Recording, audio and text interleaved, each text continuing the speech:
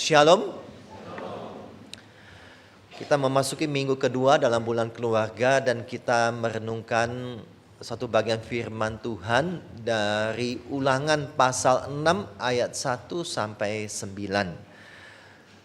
Setelah pemberitaan firman Tuhan nanti kita akan bersama-sama mengikuti upacara penyerahan anak.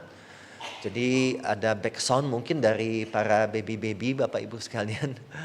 Kiranya kita sama-sama bisa memahaminya ya. Baik, Ulangan pasal 6 ayat 1 sampai 9 saya mengajak kita membacanya bergantian Bapak Ibu sekalian. Saya baca ayat 1, silakan Bapak Ibu baca ayat kedua dan kita bergantian.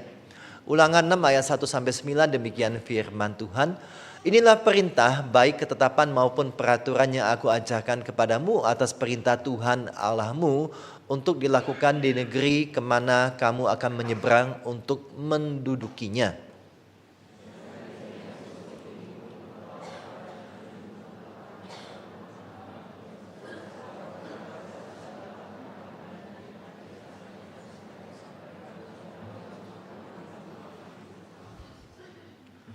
Dengarlah hai orang Israel, lakukanlah itu dengan setia, supaya baik keadaanmu dan supaya kamu menjadi sangat banyak seperti yang dijanjikan kepadamu oleh Tuhan Allah nenek moyangmu di suatu negeri yang berlimpah-limpah susu dan madunya.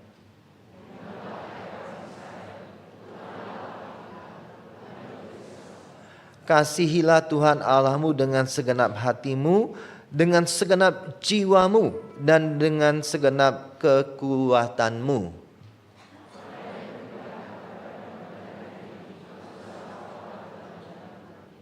Haruslah engkau mengajarkannya berulang-ulang kepada anak-anakmu dan membicarakannya ketika engkau duduk di rumahmu atau sedang dalam perjalanan, ketika engkau berbaring atau bangun.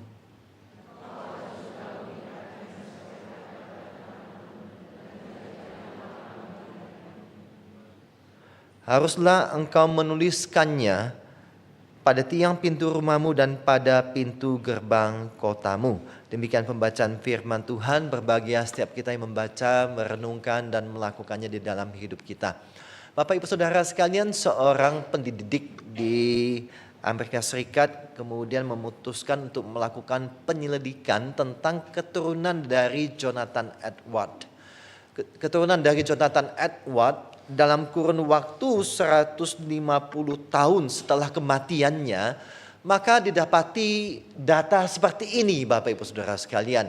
Ada wakil presiden, dekan, ada senator, gubernur, wali kota, rektor, hakim, dokter, profesor, perwira militer dan sebagainya. Ada juga pendeta, pengacara dan lulusan perguruan tinggi. Ya, ini keturunan yang sangat-sangat wah, kita bilang ini oke banget begitu ya. Mungkin Bapak Ibu sudah pernah mendengarkan ini. Tetapi sekali lagi kita mencoba melihat beberapa hal. Tentu kita semua pingin keturunan kita, pingin bukan cuma anak kita, keturunan anak-anak kita begitu ya, menjadi orang yang berhasil. Apakah ada di sini yang pingin anaknya jadi yang gagal? Ada? Saya yakin gak ada begitu ya. Ya, nah. Jonathan Edwards adalah seorang yang saleh, dia seorang hamba Tuhan, pengkhotbah KKR begitu ya. Dia pekerja yang keras, cerdas dan benar-benar menjaga hidupnya baik-baik. Nah, istrinya Bapak Ibu sekalian, seorang yang penuh dengan integritas, kemudian penuh dengan bakat ya. Kemudian dia benar-benar punya karakter yang kuat dan itu dia wariskan kepada anak-anaknya begitu ya. Nah, beberapa waktu kemudian seorang sosiolog, jadi mereka tidak pernah janjian, tetapi sosiolog ini kemudian mencoba meneliti kisah hidup Max Jukes, seorang pria yang berada di dalam penjara New York gitu ya. Jadi ketika diteliti keturunannya sekian lama juga ya dalam kurun waktu yang cukup lama beberapa generasi. Padahal Max Jukes ini hidupnya bersamaan dengan generasi Jonathan Edwards gitu ya. Ternyata ditemukan data seperti ini Makjuk situ, kemudian dia dipenjara sekian lama, kemudian keturunannya pun kira-kira demikian Bapak Ibu sekalian. Ada pembunuh, pencuri, ada pelacur, ada napi, ada mati sebagai pengemis, ada kecanduan alkohol tingkat tinggi, ada yang meninggal sebelum waktunya. Jadi demikian perbandingannya. Bapak Ibu sekalian, apa yang ingin kita pelajari dari ketika di-compare dua hal demikian, maka kita bisa mendapati bahwa cara orang tua membesarkan anak, kasih sayang yang mereka berikan, kemudian nilai-nilai yang diajarkan, termasuk iman yang diwariskan atau tidak, dan lingkungan emosional yang ditawarkan, dan pendidikan yang diberikan, itu mempengaruhi anak-anak itu sampai 4 generasi berikutnya. Jadi kesimpulannya ketika kita membesarkan anak kita mengajar anak kita ini takut akan Tuhan, maka itu akan mempengaruhi pada anak-anak dari anak-anak kita. Jadi akan mempengaruhi dari satu generasi ke generasi lainnya, bahkan sampai 4 generasi. Ini sangat penting kita sadari Bapak Ibu sekalian. Jadi kalau kita harus membesarkan, mendidik anak kita sedemikian rupa di dalam takut akan Tuhan, termasuk orang tua yang pada hari ini bertekad untuk mengambil komitmen untuk membesarkan anak-anak di dalam takut akan Tuhan dan sesuai dengan jalan Tuhan, itu akan berdampak pada generasi selanjutnya dari anak yang diserahkan tersebut. Nah, prinsip Alkitab juga mengajarkan demikian. Nah, kalau kita lihat nats yang kita baca, Musa ini adalah Musa, pemimpin bangsa Israel yang membawa bangsa Israel keluar dari Mesir sampai ke tanah Kanaan. Dia juga bersama-sama dan dia mengamati generasi dari bangsa Israel tersebut. Ketika dia membawa keluar 5.000 para pria dan tidak dihitung wanita dan anak-anak keluar dari Mesir, melakukan perjalanan yang begitu jauh Bapak Ibu sekalian. Musa kemudian mendapati ada satu generasi kemudian dia dihukum Tuhan, kemudian mati. Karena mereka kemudian berputar-putar di padang gurun begitu ya, selama 40 tahun.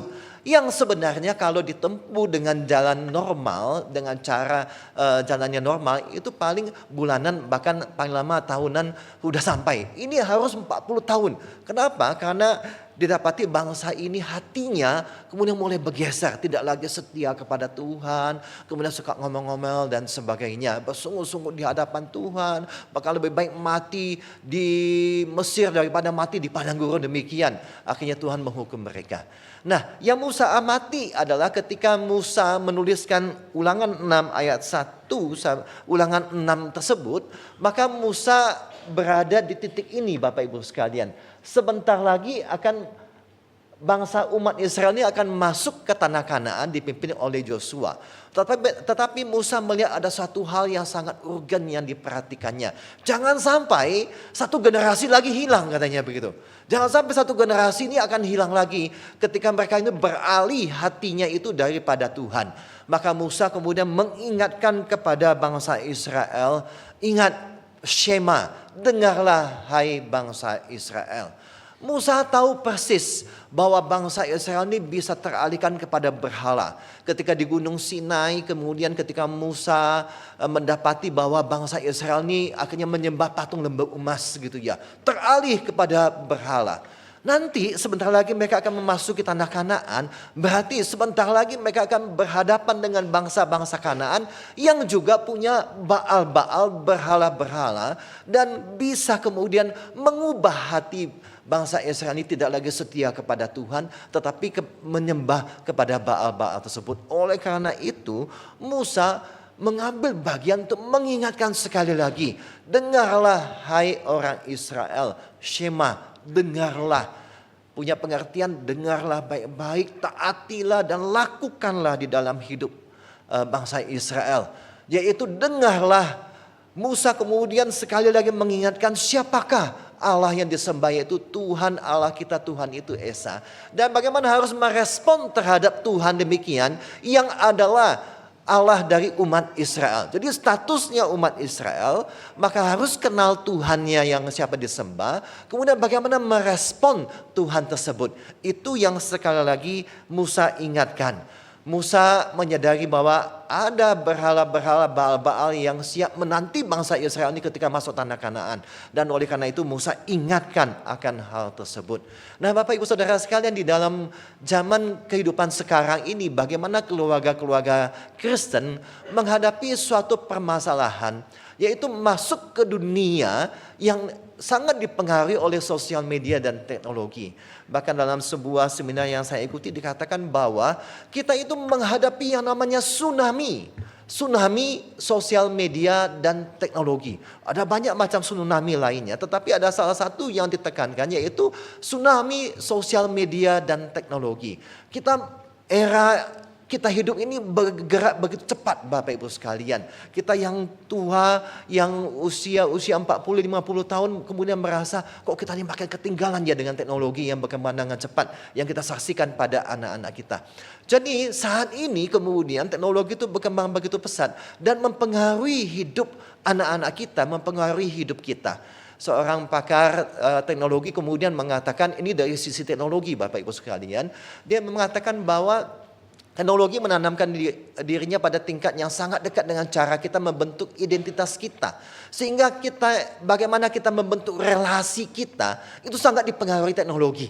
Ya, kalau zaman dulu kita lihat anak-anak kita, waktu saya masih kecil-kecil gitu ya, main disuruh keluar, disuruh pulang, enggak pulang-pulang Bapak Ibu sekalian. Akhirnya orang tua biasanya pakai tongkat, mau pulang enggak sekarang juga? Pulanglah anak-anak gitu ke rumah masing-masing. Kalau zaman sekarang, anak-anak nggak disuruh pulang, anak-anak di dalam rumah terus begitu ya.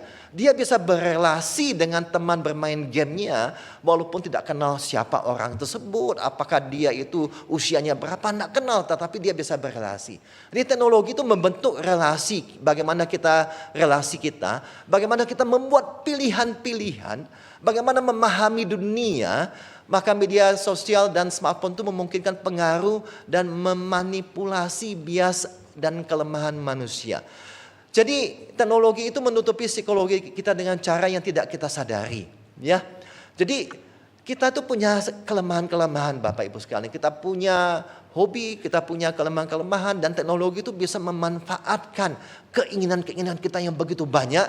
Kemudian seakan-akan kita itu akan menjadi rasa penting kalau kita memiliki barang A, B, C, D, E, F, G, H, I. Nah, itu gambaran dari teknologi yang ada, dari sisi teknologi Bapak Ibu sekalian.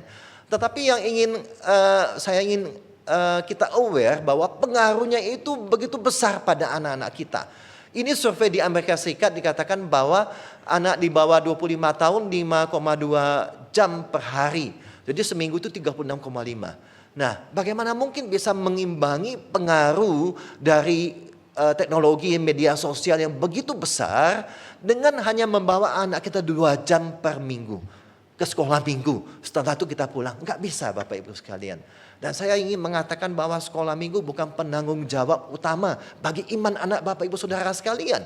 Tetapi kita sebagai orang tua yang paling bertanggung jawab. Kenapa? Karena pengaruh dari sosial media teknologi itu begitu besar pada anak kita, dan kita yang wajib mendampingi dan mengarahkan anak kita. Nah, yang ingin saya sisi yang lain adalah media sosial dan smartphone itu memberi makan berhala-berhala dalam diri orang percaya. Jadi Bapak Ibu Saudara sekalian, kalau Musa itu menghadapi bangsa Israel akan memasuki tanah Kanaan berhadapan dengan Baal-Baal, berhala-berhala dari bangsa Kanaan, maka kita yang zaman sekarang itu menghadapi berhala-berhala dalam diri kita Bapak Ibu sekalian. Karena di dalam diri kita lah, di dalam hati kita itu senang yang namanya kenyamanan begitu. Kita senang dengan kepuasan diri kita. Kalau kita bisa memiliki barang ini A, B, C, D, kita merasa puas, kita merasa bangga. Bahkan kita menyandarkan diri kita kepada like, kepada subscribe dari orang lain begitu ya. Kita terganggu kalau orang komentar miring terhadap diri kita, membalas DM kita begitu. Wah. Jadi harga diri kita itu sangat dipengaruhi bagaimana kita menggunakan teknologi zaman sekarang ini. Jadi yang saya ingin tekankan adalah bahwa tantangan kita zaman sekarang itu di dalam diri kita tentu muncul berhala-berhala begitu ya. Berhala-berhala baru di dalam diri kita kaitannya dengan teknologi ini. Nah, bagaimana kita bisa mengatasinya? Karena pengaruhnya ini begitu kuat Bapak Ibu sekalian. Seorang bapak kemudian karena lagi asik-asik nonton TikTok begitu ya. Wah, satu hari dia bisa nonton TikTok lama-lama begitu. Akhirnya istrinya ngomel-ngomel. Istri kemudian mengatakan, janganlah nonton TikTok. Wah, terganggu kenyamanan dirinya. Dia balik marah, dia pukul istrinya sampai istrinya babak belur. Kenapa? Karena kesukaannya, kenyamanan dia nonton TikTok, Bapak Ibu sekalian. Ayo sini, siapa bapak-bapak yang suka nonton TikTok? Bukan cuma TikTok, IG begitu ya, atau Facebook begitu ya. Kenapa kalau kita nonton IG short itu terus scroll terus begitu? Karena kita merasa kemudian udah capek begitu ya. Karena kita capek pulang kerja, kita merasa bahwa kita butuh untuk refreshing kita begitu. Anak-anak jangan ganggu dulu. Papa mau lihat bola, wah nonton bola terus scroll begitu ya. Nggak terasa udah 1 jam begitu ya. Kalau AI, kecerdasan AI itu bisa mendeteksi, wah kesukaannya si A, bapak A ini sepak bola. Kesukaannya adalah peralatan perkebunan. Kesukaannya pelihara hewan begitu. Itu yang sering dimuncul di ini begitu ya. Setiap video 5 video, 1 video hobinya, 4 video ini bukan hobinya, tetapi kemudian muncul lagi yang ke-6 gitu. Nah itu algoritma yang dibuat oleh teknologi ini sehingga akhirnya rata-rata kalau kita sudah pegang IG gitu, IG short itu gak bisa sebentar, lama begitu. Nah anak kita juga ngalami demikian. Nah akhirnya yang dipuaskan adalah kenyamanan diri kita begitu ya. Kita merasa santai padahal tanpa sadar kita setelah 1 jam pusing kepala, tambah capek. Kita tidak mau menggunakan waktu kita bersama anak-anak kita karena kita merasa bahwa kita butuh refreshing, nonton dan sebagainya. Lama-lama kita capek sendiri gitu ya. Akhirnya waktu untuk anak-anak tidak ada, kemudian kita capek sendiri. Nah, itu memberi makan pada kenyamanan kita. Memberi makan kepada keinginan kita. Ya. Sekarang ini anak-anak remaja ini, kalau Bapak Ibu perhatikan anak-anak kita remaja suka ke KKV begitu ya. KKV itu banyak sekali macamnya begitu ya. Menyediakan segala perawatan-perawatan begitu ya. Untuk anak-anak SMP kelas 1, 2, 3 itu pun juga ada begitu macamnya. Saya sampai bingung ya. Wah, rasanya dulu kok gak ada seperti ini ya. Tetapi zaman sudah berubah Bapak Ibu sekalian. Dan akhirnya ketika asik nonton tersebut merasa, iya saya butuh ini, saya butuh peeling gitu ya. Wah supaya kulitnya bersih, butuh ini. Padahal enggak, anak remaja itu kulitnya masih baru gitu ya. Maksudnya gitu, tidak membutuhkan sedemikian banyak perawatan-perawatan. Tetapi itu yang terjadi Bapak Ibu Saudara sekalian. Ya, memuaskan atau memberi makan keinginan-keinginan kita, kenyamanan diri kita, sandaran diri kita, harga diri kita begitu ya. Itu memberi makan. Itulah tantangan kita zaman sekarang. Berhala-berhala itu dimunculkan. Oleh karena itu bagaimanakah solusinya Bapak Ibu Saudara sekalian? Musa menyadari bahwa tantangan bangsa Israel akan memasuki tanah Kanaan, akan berjumpa dengan berhala-berhala tersebut, hatinya bisa bergeser. Maka Musa ingatkan sekali lagi tentang siapakah Allah itu dan bagaimana kemudian mengasihi Allah. Nah, kita belajar bahwa sebagai orang tua, Musa menyampaikan perintah utama yang Tuhan ingin supaya kita ajarkan kepada diri kita dan ajarkan kepada anak-anak kita. Yang pertama adalah mengenal siapakah Tuhan. Maka di dalam Ulangan pasal 6 ayat 4 dikatakan bahwa Tuhanlah Allah kita dan Tuhan itu Esa. Tuhan itu Esa, Tuhan itu satu. Ya, menghadapi berhala-berhala di Kanaan yang begitu banyak macamnya, kemudian Musa mengatakan Tuhanmu cuma satu, yaitu Yahweh, yaitu Allah. Tetapi yang menarik kemudian dikatakan bahwa Tuhan Yahweh itu Esa. Esa itu menunjukkan bahwa tunggal satu, tetapi satu di dalam kemajemukan, satu di dalam banyak, ya, satu di dalam 3 Bapak Ibu Saudara sekalian. Jadi ekat bahasa aslinya Esa itu adalah ekat menjadi satu kumpulan begitu. Kumpulan apa? Yaitu dari Allah Tritunggal yang paling dekat. Kemudian kita bisa mendapatkan penjelasan kemudian pada zaman sekarang bahwa yang dimaksud ekat satu kesatuan tersebut yaitu Allah Bapa, Allah Putra dan Allah Roh Kudus. Kita sebagai orang tua perlu belajar tentang Allah Tritunggal yang kita imani Bapak Ibu sekalian. Seringkali kalau kita ditanya sama anak kita bingung-bingung jawabnya gimana ya begitu ya. Nah satu kali anak saya menanyakan begini ya, Didi, Yesus itu kan kita peringati lahir tuh ke dunia. Bagaimana dikatakan bahwa Yesus juga ikut menciptakan? Padahal Yesus itu kan baru lahir. Nanti setelah penciptaan sekian lama, Yesus itu baru lahir. Bagaimana mungkin Yesus itu bisa menciptakan Bapak Ibu sekalian? Nah, pertanyaan-pertanyaan anak-anak kita itu sederhana tetapi membuat kita berpikir, iya gimana cara jawabnya ya? Oleh karena itu kita sebagai orang percaya perlu terus belajar, perlu terus mengenal siapakah Tuhan yang kita sembah, yaitu Allah Tritunggal yang kita sembah. Kita perlu belajar Bapak Ibu sekalian.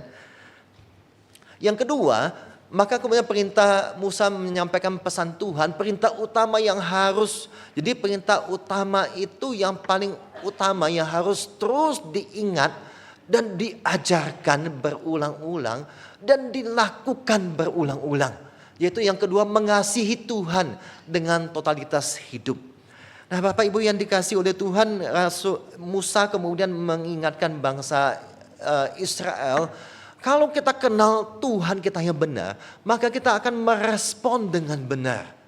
Ya, dalam sejarah teologi Bapak Ibu Saudara sekalian, kita bisa melihat ada orang yang kemudian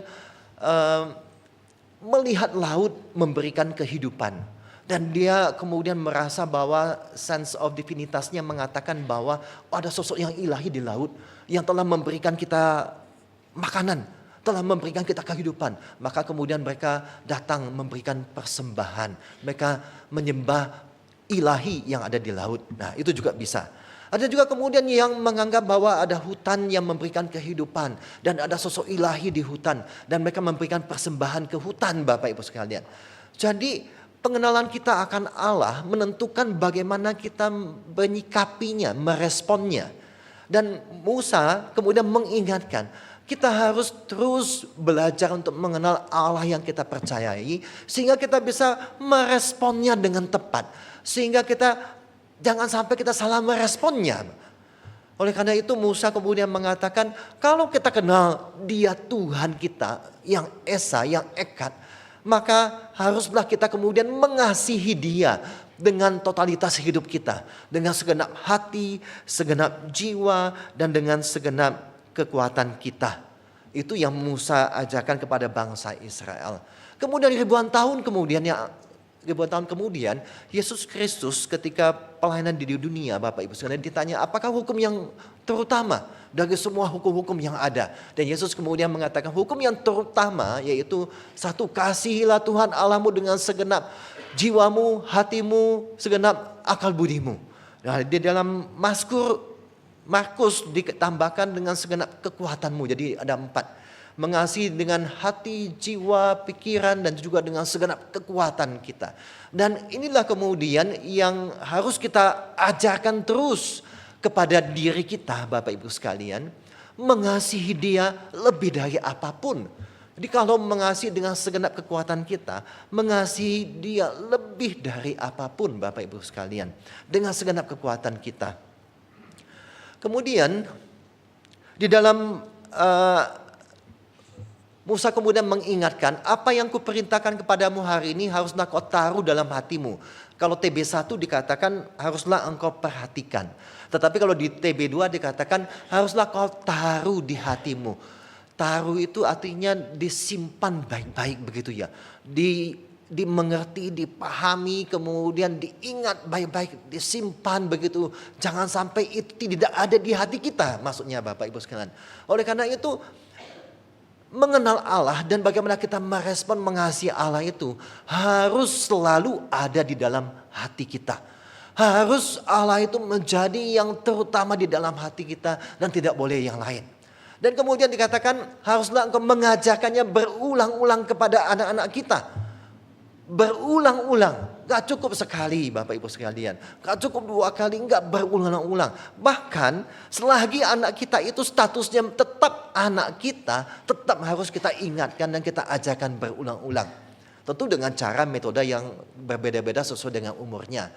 Nah kemudian dikatakan ketika engkau duduk di rumahmu, ketika dalam sedang perjalanan, berbaring atau bangun. Jadi kita bisa mengajarkannya itu bukan dalam bentuk kelas pengajaran Bapak Ibu sekalian. Anakku, duduk sini ya, Bapak ingin mengajar. Enggak harus begitu Bapak Ibu sekalian. Misalnya sambil nyetir, kita ngomong-ngomong, kita ajarkan. Sambil nyetir, kita ingatkan dia, ayo hafal pelajaran, hafal firman Tuhan ini gitu ya. Nah, kami tinggal pastori di Kasin. Kemudian anak saya yang pertama itu sekolah di Malenggang begitu. Dan salah satu momen yang saya senang yaitu punya waktu bersama untuk berbincang-bincang. Selama mengantarkan ke sekolah, berjemput, pulang begitu. Ada banyak hal yang bisa kita perbincangkan begitu ya. Salah satu yang pernah saya ajak anak-anak saya adalah, ayo coba hafal ini. Ulangan 6 ayat 4-5 begitu ya. Tuhan itu Allah kita, Tuhan itu Esa, kasihlah dengan segenap hati, jiwa dan kekuatan. Nah, tetapi bukan cuma dalam perjalanan Bapak Ibu sekalian. Ketika Bapak Ibu akan istirahat, tidur, kita juga bisa berbincang-bincang tersebut begitu ya. Ketika kemudian kita bisa mengajak dating gitu ya dengan anak kita begitu ya. Hanya berdua kita dengan anak kita, gantian papa mamanya begitu. Nah, itu bisa dibincangkan tentang siapakah Tuhan. Karena itu perintah utama yang harus terus kita ajarkan, dan firman Tuhan mengatakan ajarkanlah berulang-ulang. Kalau belum mengerti kita ajarkan lagi. Kalau ternyata di dalam hidupnya anak kita ini mulai bergeser begitu ya, tidak lagi mengasihi Tuhan, kita ajarkan sekali lagi. Ya, jangan pernah menyerah dan jangan pernah berhenti untuk terus mengajarkannya berulang-ulang tentang siapakah Tuhan dan tentang bagaimana kita harus merespon Tuhan yang kita percayai tersebut. Bapak Ibu yang dikasihi oleh Tuhan, beberapa waktu yang lalu anak saya kemudian mengatakan, Didi tahu nggak tentang fat cat? Apa sih fat cat? Kucing gemuk gitu ya. Oh, ini lagi viral Dedi. Kemudian saya cek, oh ya ternyata memang lagi viral Bapak Ibu sekalian. Di China, Fat Cat, dia ada seorang gamer Bapak Ibu. Dia gamer begitu dengan nama Fat Cat. Ya, bahkan dia bela-belain makan cuma sayuran katanya begitu ya. Padahal dia memimpikan McD. Kenapa demikian? Itu ada maksudnya. Jadi Fat Cat ini 2 tahun terakhir dia itu menjalin relasi dengan pacarnya ini. Wah, dia sayang sekali dengan pacarnya. Dia cinta banget Bapak Ibu sekalian. Dan dia rela melakukan apa saja demi cintaku padamu. Nah, begitu kan. Laut akan kuseberangi, gunung akan kudaki begitu. Tapi kalau hujan tunda ngapelnya begitu ya. Nah, tetapi si Fat Cat ini luar biasa, saking cintanya dan dia seorang gamer, dia mencari uang dengan menjadi seorang gamer begitu ya. Dia tabung, bahkan dia bertekad untuk makannya itu satu hari cuma 20.000 begitu ya. Makan sayur pun tidak apa-apa, asalkan dia kumpul uang untuk kekasih yang dicintainya itu. Dan kemudian dia supply terus begitu atas permintaan kekasihnya itu, bahkan dia sampai kemudian bisa mengirimkan totalnya itu 1,1 M. Setelah 2 tahun dia berelasi Bapak Ibu sekalian, dia sangat mengharapkan sekali pacarnya ini mau menikah dengan dia. Tiba-tiba pacarnya kemudian mengatakan bahwa dia sebenarnya dulu tuh tidak pernah menganggap serius dan dia akan menikah dengan pria yang lain. Wah, dunia itu runtuh Bapak Ibu sekalian. Begitu diputuskan dunia itu runtuh gitu ya. Merasa hidupnya tidak ada artinya lagi. Kemudian dia berjalan di sebuah jembatan di sana di daerahnya itu, jembatan tinggi begitu ya. Ada sungai yang sangat deras sekali, kemudian dia loncat. Mati dia Bapak Ibu sekalian. Mati dia. Nah, ketika mati kemudian wah banyak orang akhirnya jadi viral gitu ya. Wah banyak orang datang ini baru-baru nih ya. Orang kasih bunga begitu sebagai tanda simpati. Ada yang kasih McD karena dia bela-belain hemat-hemat demi untuk pacarnya, dia nggak mau makan McD begitu ya. Ada yang kasih McD begitu ya, tapi dia nggak bisa makan. Nah, Bapak Ibu yang dikasih oleh Tuhan, apa yang bisa kita pelajari dari kasus ini adalah ini jadi warning kita juga pada kita yang memiliki anak-anak remaja atau pemuda, anak kita yang lagi menjalin relasi Bapak Ibu sekalian. Saking mencintai pasangan dia. Dan dia rela melakukan apa saja. Dan dia mencintai dengan totalitas Bapak Ibu sekalian. Dengan segenap hati, jiwa, kekuatan untuk mencari duit demi untuk pacarnya. Tetapi kemudian pacarnya yang meninggalkan dia, maka berakhirlah semuanya. Dunia itu runtuh Bapak Ibu sekalian. Nah di dalam hati kita, dari tadi saya ingin mengatakan bahwa di dalam hati kita itu pusat berhala kita begitu ya. Kalau kita menjadikan pacar kita itu menjadi pengganti Tuhan yang kita kasih dengan totalitas hidup kita, jiwa kita, segenap akal budi kita keliru Bapak, salah besar. Karena pada akhirnya kalau kita menempatkan pacar kita menjadi pengganti Allah, maka kita menjadikan dia berhala, maka kita jadi keliru. Makanya kemudian ketika diputuskan, maka dunia ini menjadi runtuh dan tidak ada lagi arti hidupnya. Oleh karena itu Bapak Ibu Saudara sekalian, mari kita mengajarkan kepada diri kita, menanamkan bahwa satu-satunya pribadi harus kita cintai dengan totalitas adalah Tuhan kita, adalah Yesus Kristus.